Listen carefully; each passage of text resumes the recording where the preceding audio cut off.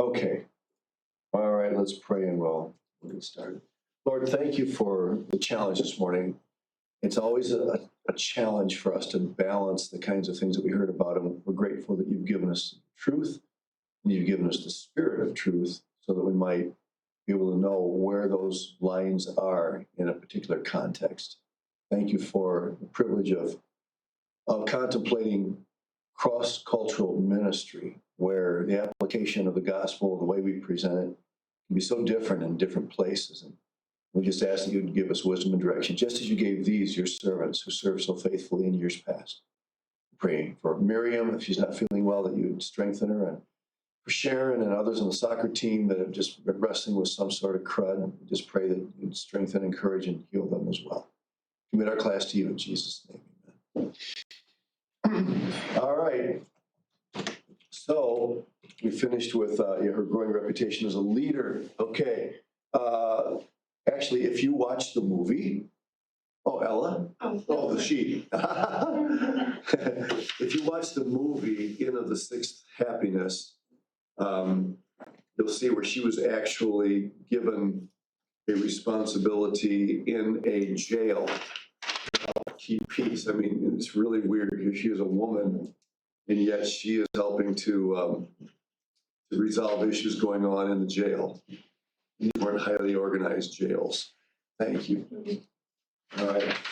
So, yeah, there was political upheaval, and Laurel, you did a good job correcting. When she first went, it was Russia and China, and then Japan gets mixed in by the time we're at the end of her ministry. The great feat of rescuing 100 children actually happens in the midst of attacks from China. I'm sorry, from Japan on China. I don't know. Are you guys familiar with the name Mao Zedong? Does that, when you go back and review history, does that name come up at all? When I was growing up, it was like the name Billy Graham in the household. Everybody knew the name Chairman Mao or Mao Zedong. Communist, very tight-fisted political dictator. Do you remember the name Tiananmen Square? Okay. In the 1980s, I mean, just before we left for Brazil, we left in '89, Tiananmen Square took place. If you go back in history, you'll see it's a major 20th century incident in China where a group of freedom fighters, Chinese, were trying to defy the forces of communism. Tiananmen Square was a huge public square, and they were peacefully demonstrating. But the Chinese Red Army brought in tanks to, scare them, threaten them, intimidate them. And one guy stood in front of a tank and continued to peacefully demonstrate, and the tank ran him over. And others were slaughtered, and it became huge international news. And this was near the end of Chairman Mao's political career there.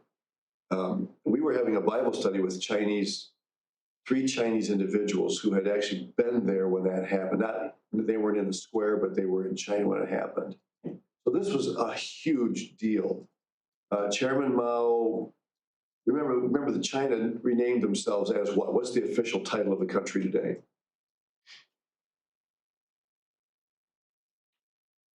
The People's Republic of China. And only one of those words is true, China. It's not of the people, and it's not a republic. Okay, so the very creation of the title itself was a political maneuver, right? So, and Sharon, I'm sure that your dad would have, a lot to say probably about that. I'm sure he's younger than I am, but this was a big deal. And then the conflict with Japan came about as well, and that's when we come kind of the end of Gladys's career. How many times have we seen this? I'm not a woman. I hope you already took that for granted, but and I would have a hard time going to Brazil myself as a man without a wife to do the work there that I was called to do. I just can't imagine, the challenges of a woman. I'm not saying that in order to discourage anybody. I'm just saying that out of high regard for people like Gladys and Lottie Moon and Mary Slessor and others who went as single gals and were faithful in the work of the Lord. But she did long for a husband. And I think at the end of class, I mentioned, I don't know if you all heard it, in the movie, she was alive when they made the movie, and so she was actually able to critique it. And most of the movie she approved, but the part about the romance, Hollywood dressed up a little bit. And she was a little uneasy with the way that they portrayed that. It wasn't immoral. It's just that it was a little bit more romance than maybe actually happened. But the guy ended up being called away on military business, and so that ended the relationship. And then this amazing trek that she makes across the mountains to the Yellow River. And this is where the Japanese are moving in, they're closing in, and they realize if they don't get these 100 or so orphan children out of this orphanage where they've been serving, that they're probably going to get destroyed. And so they, even with airplanes flying overhead, she and a friend of hers are taking these 100 children to safety, across the mountains to a place that wasn't under fire, and to the Yellow River. And I mean, it absolutely exhausted her, and she did recover, but she, like a lot of people, even though she recovered, she was never quite the same again. You want to be really careful. There are going to be seasons of life and ministry where there's no choice but to get exhausted. For example, just micro example, my wife and I were responsible for the conference a couple weeks ago. And basically every year when the conference comes, we just look at each other and say, we're going to be exhausted. There's just no way around it. But it's a couple of weeks. And then, within a week or so after the conference is over, we're feeling kind of back to normal. I'm not against that. Those kinds of things are going to happen. But there are servants of God who have literally burned themselves out. And even if they recover from that, there's no such thing as a full, well, I shouldn't say no such thing, but very rarely a full recovery. There are usually some remnants of that burnout or depression period or whatever that people deal with. Well, she becomes a celebrity in later years just because here she is, a single woman that did all this, making the trip. Just getting there was a small miracle. And then how God used her as a foot inspector and in a jail to bring order. And there is the movie. So again, notice that's color. It was made in black and white, and then later they added color. But look at the year. And you've probably never heard the name Ingrid Bergman, but again, she was Jewish. Very, very touched. She was a famous actress back then, one of the tops. And yet she was very, very touched by the role that she had to play. And I don't know either of the other two whose names are there. But she was an Academy Award nominee in relation to this movie. And so I don't remember how long it is. It doesn't say on there anywhere, but I would really encourage you to watch it. Okay? All right. I'm not going to spend much time on these next ones. I bring up John Mott, the older and the less older, the younger and the less younger, simply because he's really associated with the student volunteer movement. He really helps to get that cranking. He would have been very middle of the road evangelical in terms of his evangelical position. He would be much broader in his associations and things, but he did have a heart to help college students be motivated, mobilized for ministry. So I'm just bringing him up for that reason. Here's the student volunteer movement. Most of those who went were young, married men. Interesting. So when you think of the student volunteer movement, you probably think of a lot of single people going, and there were. But what actually happened is that they became burden for missions through their collegiate experience, but most of them ended up going to the field after they were married. We don't really get into that movement. The book that we read does talk more about it. We'll discuss that somewhat. So this student volunteer movement began in Massachusetts in 1886. And what was the famous event that kind of is credited with sparking that? Remember the incident? I don't know that. There was an incident that is usually attached to this as kind of what got it going. Is it some type of revival? Well, not a revival. It happened in a cornfield. It was the haystack prayer meeting. Remember that? Mhm. Yeah, where a bunch of guys got together to pray, and the thunderstorm was coming. So it's one of these haystacks where you can actually walk inside. It's the way I used to bail them. And so it is said that that's kind of what sparked the whole student volunteer movement. To what extent it did or not, I'm not sure we can really say. But we can. Here are the stats that we have. Over 20,000 students were sent during a 50-year period. Okay, that's a lot of students. Nearly half the missionary force in the early 20th century were products of this movement. That's significant. And about a third of them went to Asia. That's interesting, isn't it? China and then India. So they went to the two largest countries in the world, more than anywhere else. So those are some interesting stats. Then you want to come close to home. Des Moines, woohoo! After the Des Moines, there was a Des Moines convention in 1920, same year of the women's suffrage movement, right? And after that, it began to decline because at this Des Moines convention, a lot of liberal ideas, social gospel ideas were promoted, advanced, and it began to take the wind out of the sails of the student volunteer movement, unfortunately. And so, yes, around the time my parents were born, my dad was born in 23. He'd been 100 this year. So that, the effects of liberalism stick their tentacles in all kinds of things, not just churches, but missionary movements and camps, and colleges, I mean, you name it. Everything was infected by it. Okay, so that's all I want to say about the student volunteer movement, but it is neat. And it's always a good reminder to us that God raises up people right where you are in life to do some pretty incredible things. I hope that you'll never allow Satan to convince you that, you really don't have much to offer. And of course, just backing up to this for a second, you understand that it's not any one individual that stands out of this. It's the collective force of the movement, which when you think of the church, think of missions even today, that's really what it's all about. I've often looked at my wife and said, are we really making a dent?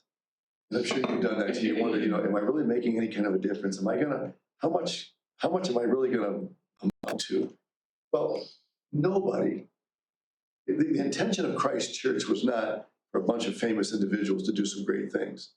It's everybody, a small place, making some sort of a dent, and God using the collective force to get things done. That's really the story of the student volunteer movement. Okay, C.T. Studd. Oh dear, and I have forgotten what his first name is. Okay, help me out. Find it out there. Is it Charles? Can somebody look that up and enlighten us? What was this guy's real name? Charles Thomas. Charles Thomas. Right. Okay. Yeah. So here's the only guy that we can actually say was a stud.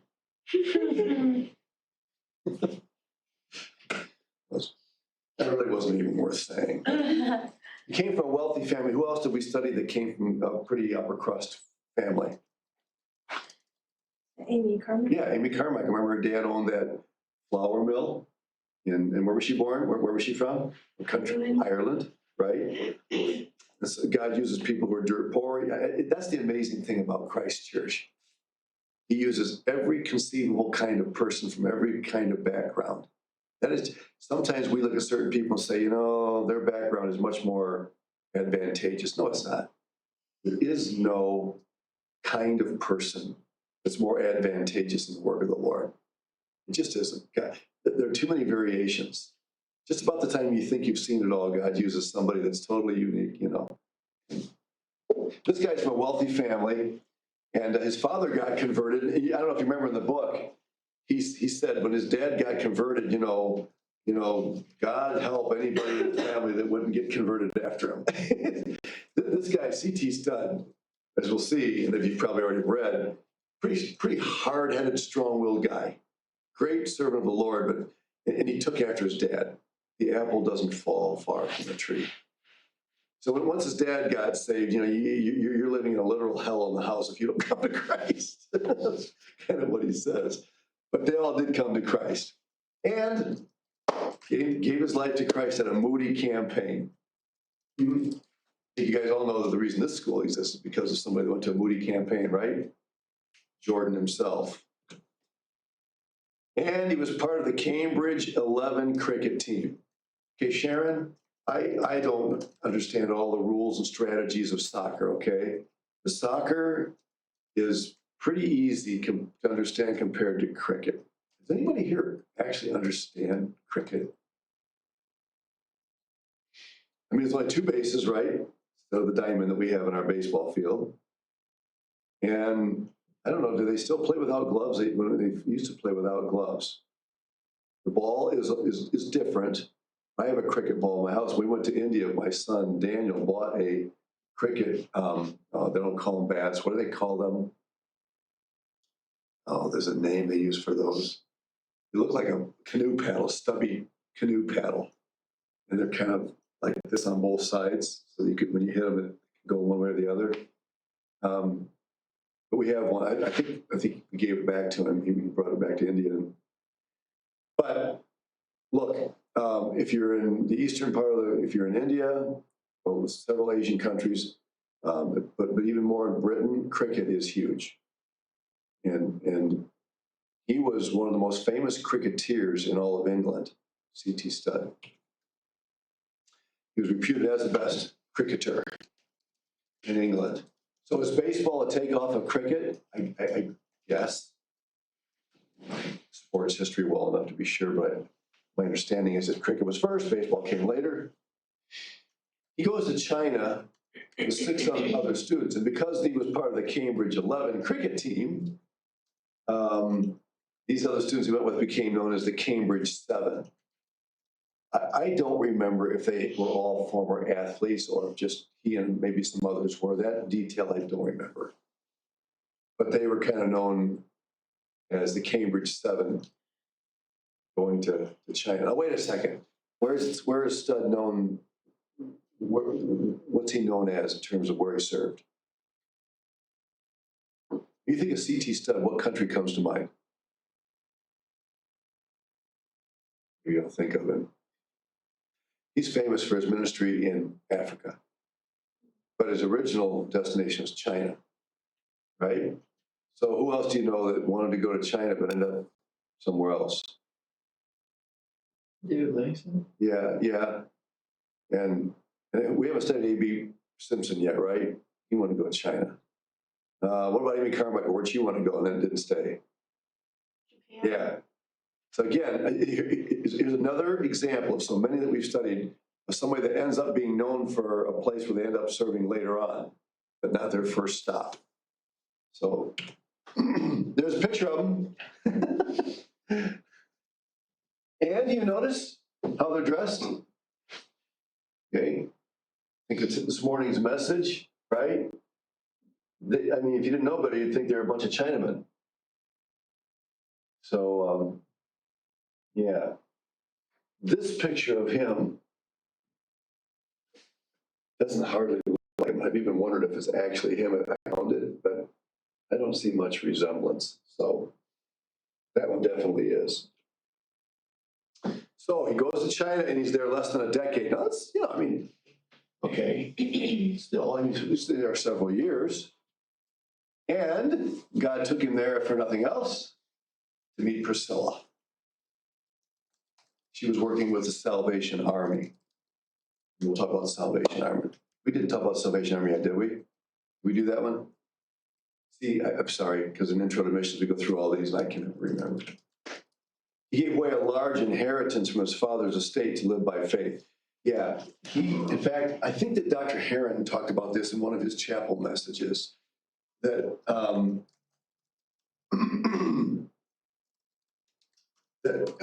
his wife encouraged him to keep it and said, God entrusted this to you for a reason. And, his basic idea was, well, if God entrusted me, if God wants me to trust him, he can trust me without it. He felt it was a stumbling block to trusting God. So he gave it all away.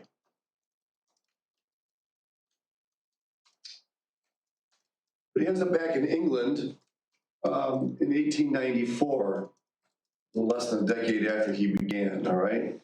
And that's because of health issues. Okay, who else have we studied that suffered from serious health issues? Everybody. That's a pretty good answer. Isn't it amazing how many people, you guys all know the Petersons, right? Emmylise and Sam, who now is no longer Peterson, but I mean, their dad is ministering now in Minnesota after having countless, I don't remember how many bouts with malaria in Zambia, and then he moved to South Africa for a while, but eventually, doctor said, if you get this again, you'll probably die. And so, sometimes God uses health issues to move people. Other times, they don't move. Again, there's no textbook remedy for this or solution. But he went back to England due to health issues. And he stayed there, but he didn't sit still. He spent 6 years promoting the student volunteer movement in England and the US. Okay? Look, he's not a guy to sit still. Unless he was just bedridden, this guy's going to be up and moving. This guy had ants in his pants, and he had a lot of energy. Even when he was sick, he had energy to travel and speak as he was recovering. All right, got all that? One more here. Thousands of people were influenced by his speaking, so he had a gift for speaking. One of the things that I have to deal with when it comes to missions conference that's hard for me, I know some really, really good missionaries who just aren't pulpiteers. And one of the beauties of having workshops is that you can use people that maybe wouldn't do as well, in a plenary session, but still have something to share. So that's one of the nice things about having 20-some workshops. But I think it's unfortunate that some people they're just not good in the pulpit. They'd be the first to tell you. I'll say this, just as a kind of a just general statement of my way of looking at it. We talk about bringing people in who can hit it out of the park. You hear people say that, hey, people are going to hit it out of the park when they preach. And my reaction is that's okay, but most baseball games are won with singles and doubles and a walk, maybe even some strikeouts. So one thing I've never wanted to communicate to our students is that only the silver-tongued speakers are going to be effective, in ministry. Now, today we had a pretty good orator. This guy was good. He did a really good job. But I know a lot of people kind of stumble around because they're just not gifted that way, but man, are they doing a work for the Lord. But he definitely was used as an orator, and many, many people were influenced. So, he's not in Africa yet. Now he's going to India. Okay, well, where did Amy Carmichael go after Japan? India. No, not yet. Remember? One of the little tiny teardrop down there at the bottom of India? Sri Lanka. Yeah, Sri Lanka, right? It didn't work out there either. Stud's doing the same thing. He's wrestling with, it's not like he doesn't do anything in China and India. It's just that's not where he ends up settling in. He had 6 years of ministry there.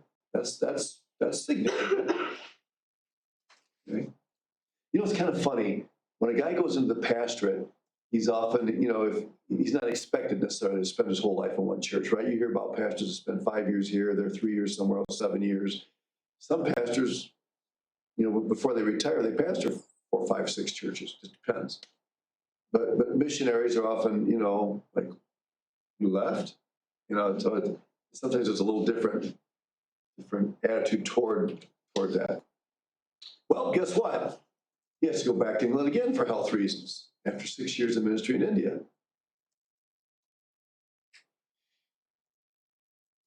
How many of you like spicy, I mean, really, really hot, spicy food?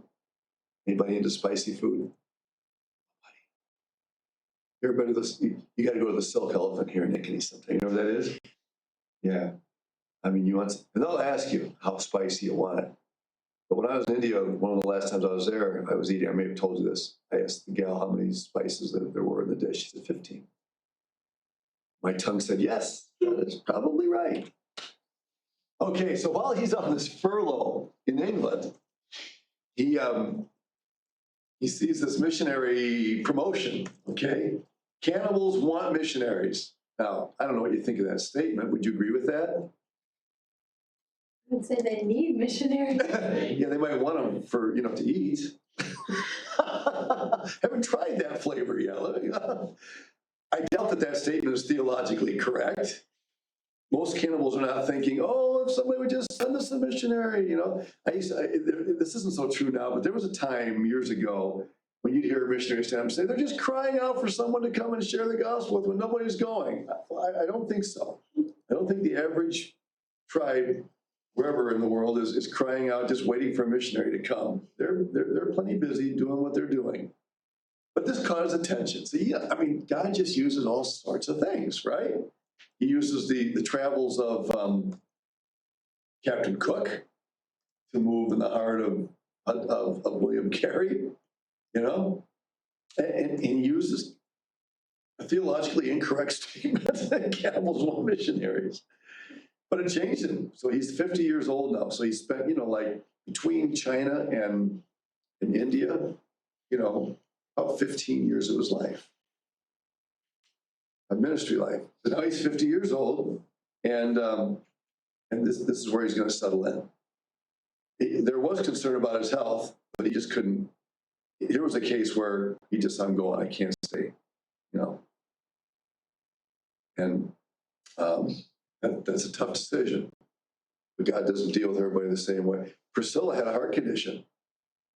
Now, and I'm just telling you, if a missionary today were to say, I'm taking my wife to the heart of Africa, where there's malaria and stuff, you know, and the heat and the, you know, the humidity and the bugs, and she had a heart condition, I'm guessing that I might be called on the carpet for that. You know, are you being responsible to your first ministry, which is your family? So this is tough. We can sit here and analyze it in the classroom, but she went, and by God's grace, she survived. But there were people that were a bit critical of him doing that, you know, taking her there. So if you're looking for precedence, if you're looking for a rule, how do you deal with that? There isn't one. You just have to make sure you're walking with the Lord and really sensitive to his leading. So he ended up taking a survey trip there first, and that really sealed the deal. When he came back from that survey trip, he was absolutely convinced this is where we need to go. And she went along with him. Okay. So we went to the Congo. We'll start off light, right? Where's the Congo? Right in the heart of Africa. But this is the survey trip. He goes without Priscilla. And he goes with a guy named Alfred Buxton. And for what it's worth, this guy would eventually become his son-in-law, marry his daughter. And Buxton would actually become one of the leaders of the missionary movement there. So he spends 18 years there, so just shy of a decade in China, and 6 years in Africa, in India, 18 years. So what's that total? That's 15, about 33 years of ministry altogether. Right. Think about the difference between those cultures, China, India. They're all super different. I mean, think of the richness of his experience, the things that he understood about culture that most people don't. Yeah, oops. Well, Priscilla actually got better. She got sick, but she had a heart condition, but she got better and was able to serve alongside him. He did take a furlough in 1916, right in the middle of World War I. But remember, this is Africa. I'm not a World War I expert, so I don't know to what extent they may have been, in the context of the war. But he went back to get more missionaries. Well, there were some issues. Okay, here's our author, removing the halo, and say, okay, let's be honest about some of the things that they did struggle with. He wasn't as doctrinally particular as some might be. Remember, I've told you guys before that if I were to ask each of you to give me a list of your non-negotiable doctrines, your lists probably would all look a little different. Or to put another way, which doctrines would you die for? You probably wouldn't all come up with the same exact list. Instead, this happens so easily on the mission field. When there is a shortage of workers, the tendency, let me back up. When there's a shortage of workers in your group, and there are people that are evangelical, but not necessarily right where you are in all the doctrines, there's a very strong tendency to want to join hands for the sake of the gospel.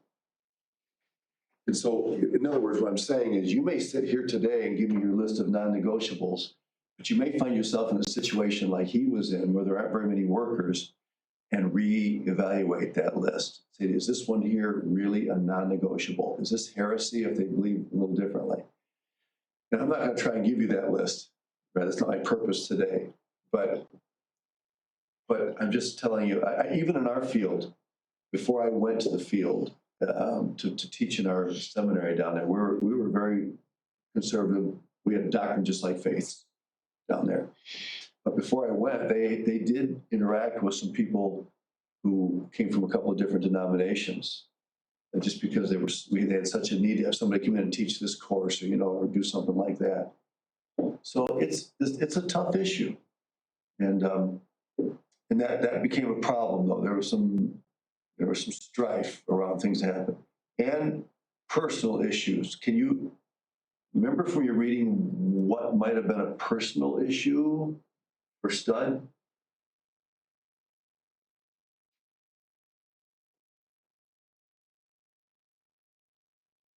Being stubborn? Slightly. Yeah, he was very stubborn. Yeah. Some of the things that made him so good at cricket made him vulnerable as a missionary. Being stubborn and bullheaded on the soccer field, right, too. Really helpful in the game. I'm not calling you bullheaded. Are you? No. But yeah, he was very stubborn. And he had this philosophy of my way or the highway, pretty much. This guy ran on very little sleep. And on one occasion, he talked with one of his colleagues and said, we need to be getting up, and people are dying and going to hell, and we're sleeping in. Now, sleeping in meant getting up at 6. And so he was up. You could hear him up playing his banjo, 5 o'clock in the morning, and one of his missionary colleagues said something about, well, we'll all get up and we'll get up early and we'll sing and pray together before we start. I said, no, you're going to have your singing and praying out of the way before then. By that time, you got to be ready to go. Really, and some of the missionaries. Let me just ask you guys honestly: how many of you consider yourselves people who can get by on consistently on maybe 5-ish hours of sleep at night? That's just where you're wired. You are? I'd say it depends on the length of time. During the school year, yes. For several years, no. Okay. Yeah, I'm talking more in the big picture. Sure. Anybody here says, if I don't get 8 hours of sleep, I just don't do well. I know in college nobody does. You kind of likes to get a good night's sleep. It's helpful. I get 7. 7's good. Yeah. I played basketball in high school with a guy, he was guard on our team, and pure shooter. They didn't have the 3-point rule back then. If they had, he'd have shattered the. And he told me once, he said, I get 4 hours is all I need. 4 hours of sleep and I'm up and running. I don't know if he's still that way today. I thought, man, that's weird. I'm like you. 7 hours is pretty good. See, one of the things that Stud had trouble with is recognizing that not everybody's wired that way. He had all sorts of energy. He's like our Bernedoodle. She just never wears out. You take her out running and jumping, and my tongue's hanging out, and she's ready to go. She's just getting started. And that's kind of the way Stud was. And he couldn't understand why everybody else was so undedicated. People dying without Christ, and these guys want to sleep. And you may find yourself someday in a ministry where you have somebody like that. I hope you're not the one that's like that. Okay, one of the purposes of this class, be careful. Be understanding that everybody has a little different DNA, a little different need for sleep. And, he didn't do well with that. I don't know how true this is, but she does mention that there was suspicion about drug use when he got older because he refused to slow down. And there was some suspicion. In fact, he was reported once by some of his colleagues to the mission agency. And so, but if that did happen, it would have been later on in life. And maybe, I don't want to color the guy's entire image by that. Okay. It's kind of like having a last message at conference that was kind of controversial with some students. And so what are you going to do? Mix the whole conference because of something that was said, in the last message. So let's not do that with Stud. Let's not, accuse the guy of being, a druggie. This was something that happened later on, if it did happen. Extreme lifestyle, sacrificing all for Africa. Well, it sounds good, but God also expects us to be stewards of our bodies and, of our health. What did Paul say to Timothy? Take heed to yourself and to your ministry. Interesting the way Paul puts that. Because you're not going to have a ministry if you're not being a steward of your own self. 18-hour work days. Anybody can work 18-hour work days for a while, but sooner or later it's going to catch up to you. And apparently it caught up to him. No days off for recreation. You take a day off, and how many more are going to die and go to hell during the time you're out at the beach or having fun? See, that's kind of, And it didn't just affect his missionary colleagues, it also affected the Africans. What's the African culture like? Easygoing.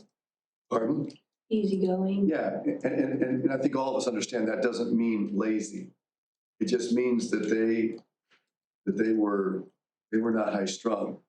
The African culture, by and large, is a monochronic, more relaxed culture that doesn't make them 1 ounce less dedicated to the Lord. But sometimes, this is why cross-cultural studies are so important to understand those sort of things.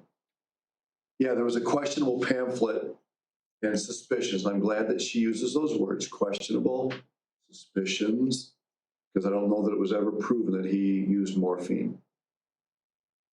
What's morphine normally used for? Yeah, especially like in a hospice care center when somebody's, right now, Robin Stearns, and she's probably had a lot of morphine these last few weeks. But morphine was and still is a huge addicting drug.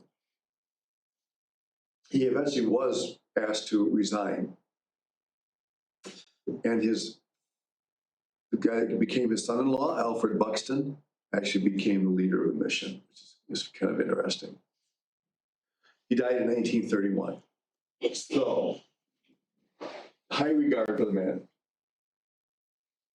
I would never want to use these last items here that we talked about to cancel this guy. Okay? Not at all. Really, really devoted to the work of the Lord. And the fact is, all of us have our quirks. So I hold him up as an example with the understanding that he, like the rest of us, had his issues. The name of the mission was actually changed to Worldwide Evangelization Crusade, which still exists today. And then the leadership change. Oh, okay, I'm sorry. I told you Alfred Buxton. No, it was another son-in-law. I beg your pardon. It was his son-in-law, Norman Grubb, who became the leader of it. So that switch.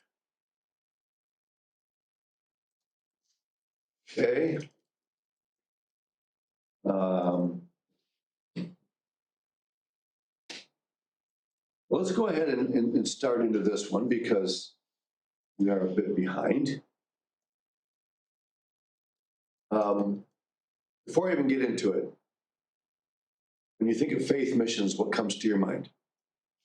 Faith and missions, do I realize? Okay. I'm going a little deeper than that. What does faith missions mean? Matthew? Yeah. I remember it's like, that they're supported, right? Or they're being paid, right? Or those when actually being supported by a church, right? Well, they can be supported by the church. The question is, do they need to raise their own support or are they just being employed by a group? For instance, Southern Baptist would not be considered a faith mission group because churches send money to the big pot there, and then when people join, they're supported out of that pot. Faith missions means I'm on my own to go out and raise my money. Okay, and neither one of those is unbiblical. Okay, the fact is the New Testament speaks almost nothing about the issue. But why did faith missions become popular? There are probably several answers you could give to that question. Can you think of a reason? What might have been attractive about the idea of faith missions, where the missionary has to get his own support?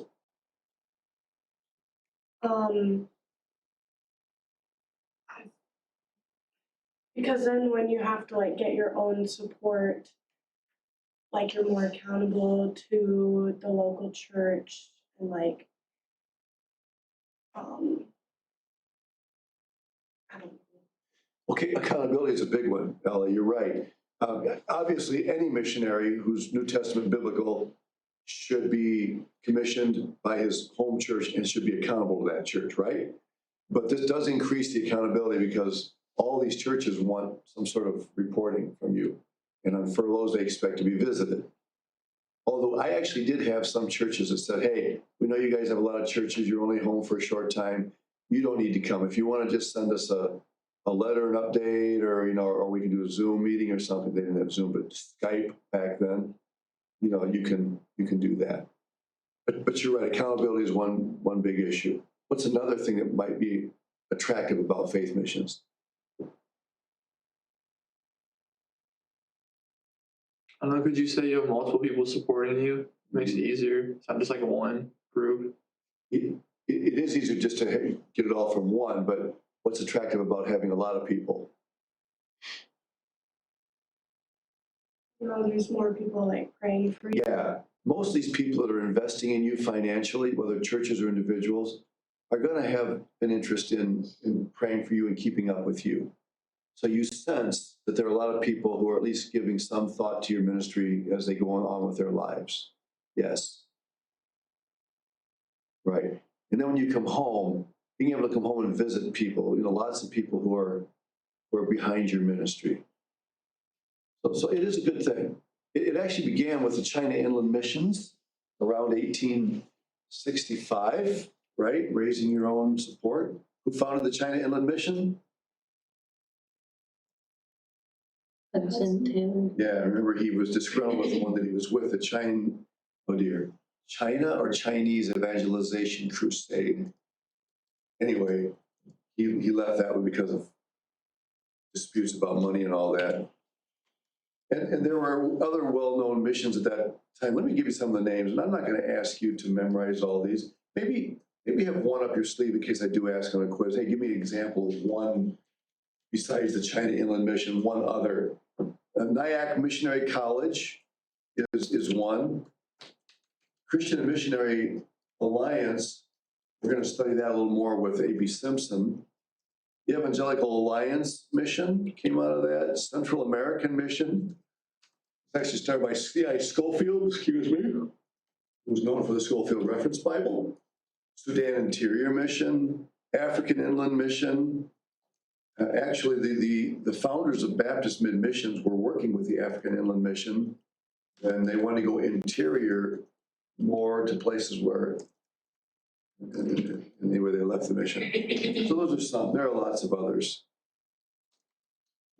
The role of Bible institutes and colleges in faith missions.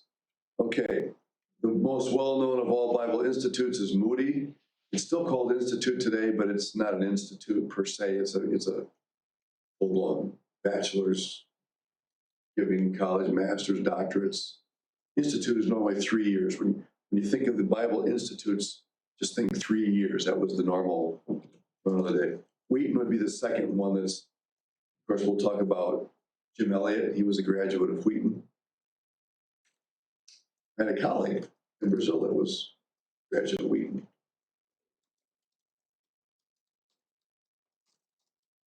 So these faith missionaries, they go to college knowing that when I graduate from college, I'm probably going to spend 2 or 3 years raising support. I'm not just going to join someplace that, that pays me a salary, which is not wrong. I'm just saying the faith missions movement had a different mentality. Okay, am I going too fast? Back out. Okay, here. Oh, we're out of time. Sorry, I went over time. Oh, forgive me. I don't usually do that, right? Yes. Okay. You're free to go as soon as you get that down. My humble apologies. Is the last mission agency, is it African